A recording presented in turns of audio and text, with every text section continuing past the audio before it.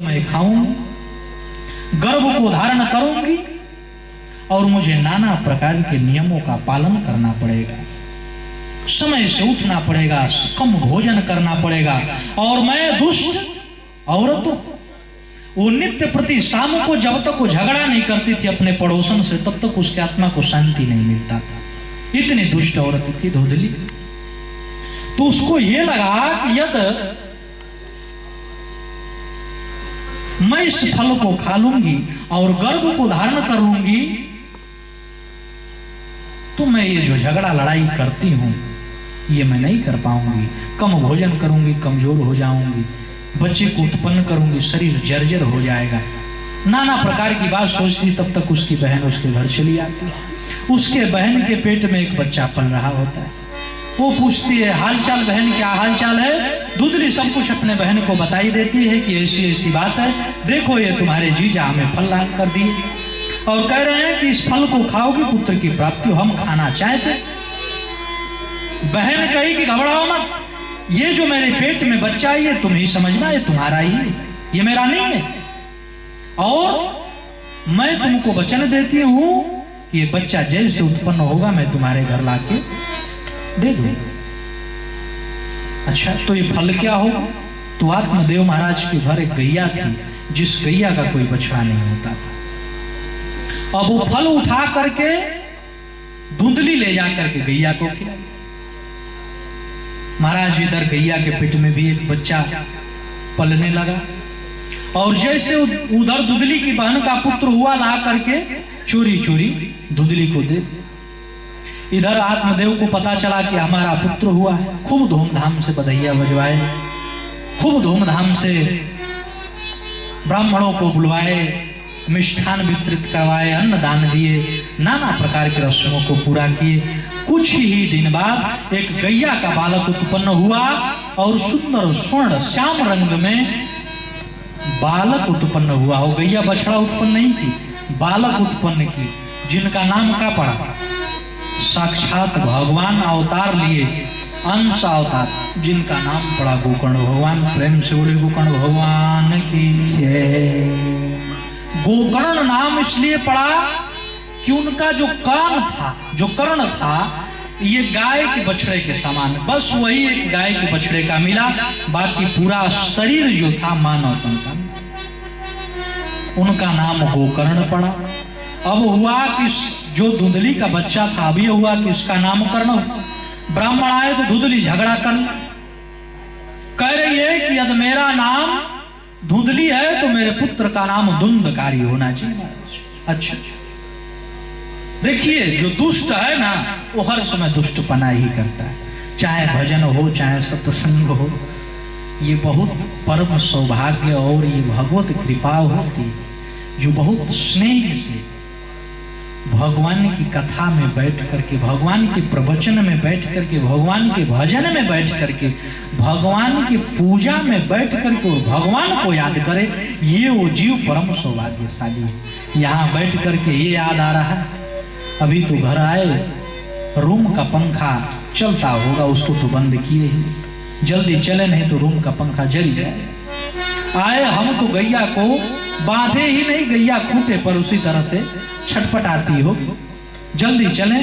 अब वह बैठे हैं कथा में और सोच रहे हैं बात व्यथा की, इसीलिए आग्रह किया जितनी कथा सुनिए 10 मिनट सुनिए, आधा घंटा सुनिए, 15 मिनट सुनिए, लेकिन कथा सुनिए मत। कथा को सुन करके अपने हृदय में बैठाइए, कथा को बैठाइए जिससे कथा सुनने का फल आपको प्राप्त हो।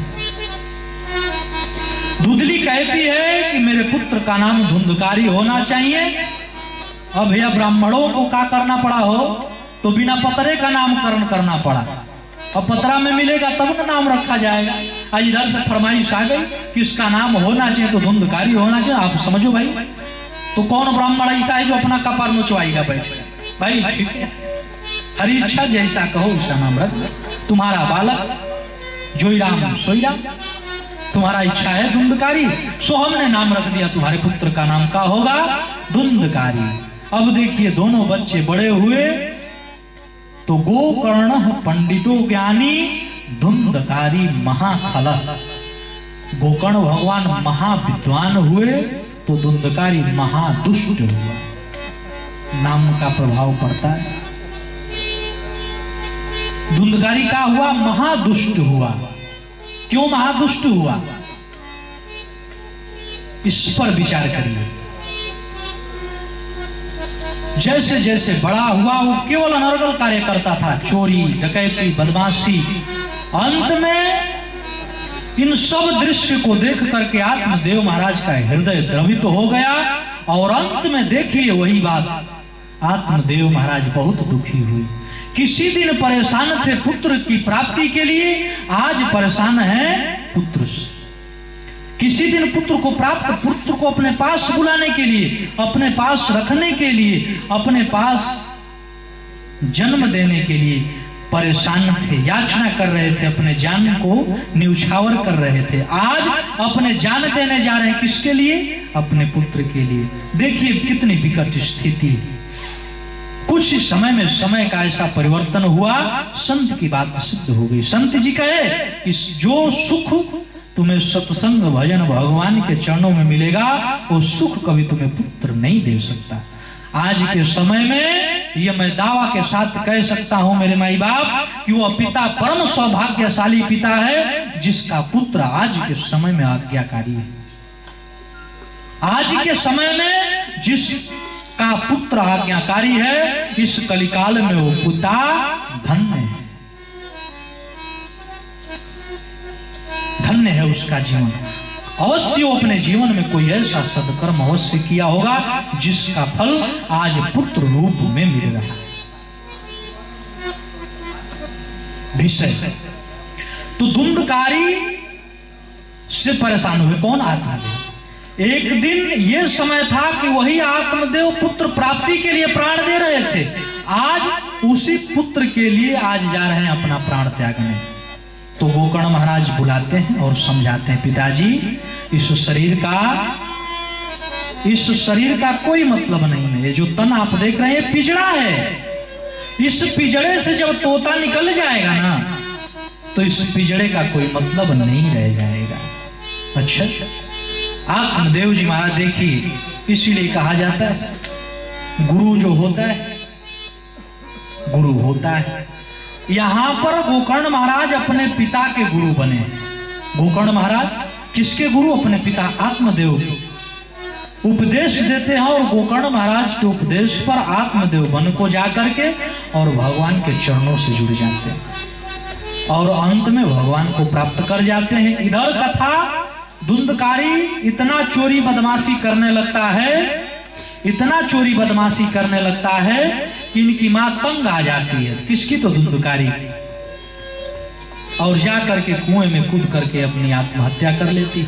अब धुंधकारी अकेला, गोकर्ण महाराज घर छोड़ करके निकल जाते हैं वन को और धुंधकारी जा करके और 5 वेश्याओं को ला करके घर में बैठाई दी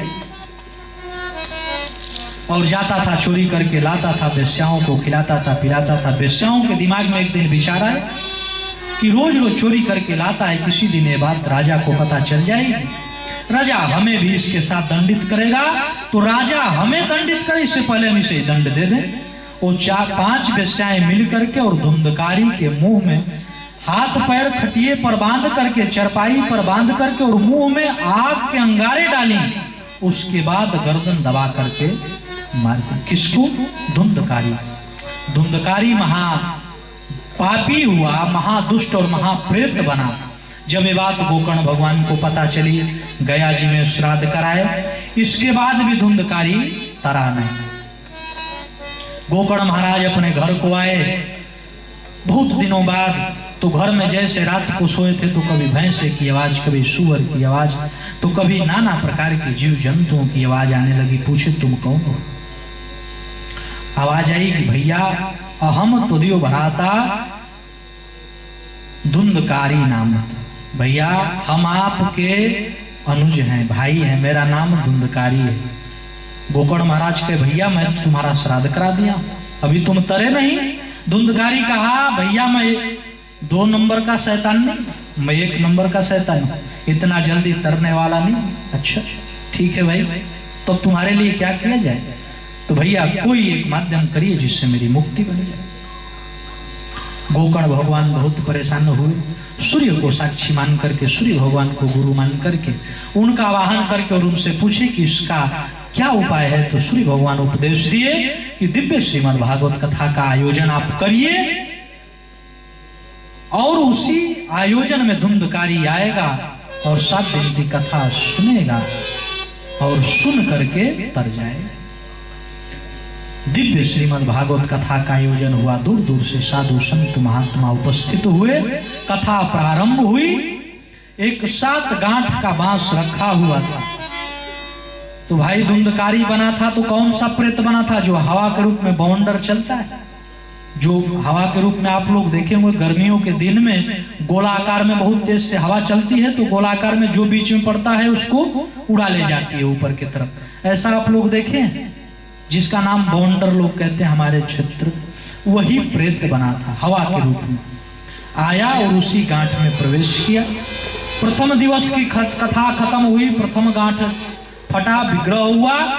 द्वितीय दिवस की कथा समाप्त हुई, द्वितीय गांठ फटा। ऐसे करते करते सप्तम दिवस की कथा समाप्त हुई।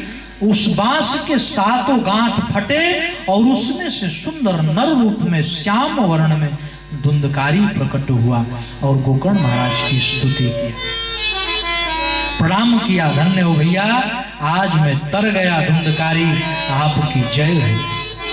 इतना ही नहीं, जैसे धुंधकारी प्रकट हुआ तो आनी तानी विमानानी, भगवान विमान भेजे। किसके लिए? धुंधकारी के लिए विमान आया ले जाने के लिए।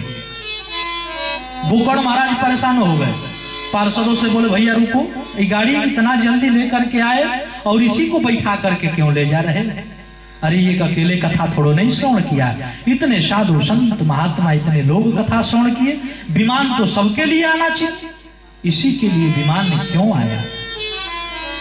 तो भगवान के पार्षद कहे कि गोकर्ण महाराज ये कथा कल्पद्रुम है। कल्पद्रुम का मतलब इस कथा में बैठ करके जो जिस प्रकार का चिंतन करता है, जिस प्रकार का संकल्प करता है माई बाप, वो कथा वो संकल्प निर्विघ्न पूर्ण होते हैं, इसमें किंचित मात्र संदेह नहीं। धुंधकारी मोक्ष के लिए कथा सुना, सो धुंधकारी का मोक्ष हुआ। हम विमान लेकर के आए। अच्छा ये बात है। तब भगवान के पार्षद कहे कि पुनः आप कथा कहिए और जितने लोग श्रोतागण हैं सभी मोक्ष की भावना से कथा सुन करें। ये मैं कहता हूं कि सबके लिए विमान आएंगे। और आपकी बात क्या है? आपके लिए हमारे पास कोई औकात नहीं प्रभु कि हम आए और आपको ले जाएं। आपको तो ले जाने के लिए हमारे भुजा में दम ही नहीं।